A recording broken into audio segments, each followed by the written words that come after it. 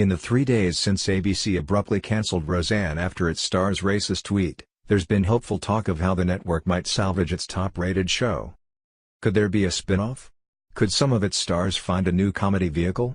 Any resolution is a ways off, but there have been rumblings that Sara Gilbert, who plays the Connor family's daughter, Darlene, is behind an effort to keep the series alive.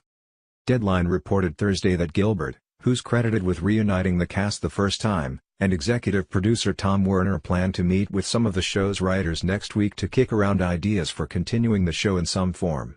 TMZ went a step further on Friday, saying Gilbert has been calling other cast members to gauge their interest. ABC declined comment, but an executive who was not authorized to speak publicly said the network has merely agreed to consider any option for continuing the series as long as Barr is no longer connected to it. No proposals have been made, the executive said. There's clearly a financial incentive to continue, although independent producer Carsey Werner, not ABC, owns Roseanne. The network is obligated to help pay top cast members after renewing it for a 13-episode second season. According to Screen Actors Guild rules, they're due to be paid for a minimum of 7 episodes, even if none are produced. The Hollywood Reporter says Gilbert and co-stars John Goodman and Laurie Metcalf negotiated pay raises to $350,000 for each episode of the planned second season, which would translate to a $7 million plus obligation under SAG rules.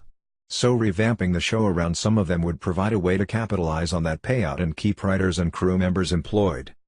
A huge complicating factor is that Barr was not only Roseanne's star, but also its co-creator and executive producer, so contractually she'd have to approve the plan and is entitled to a share of profits if the series continues in any form. That, in turn, could create more PR blowback for ABC, which would be financially rewarding her despite firing her, unless the studio can find a way to remove her.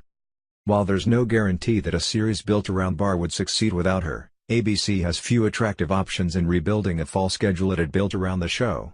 In its 9 episodes last spring, Roseanne averaged 23.3 million viewers, ranking as the top series on TV.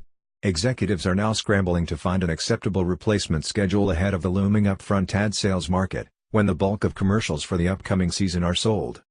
In any event, it's highly unlikely that a Roseanne replacement series could come together by September. More likely, a mid-season tryout, if it happens at all.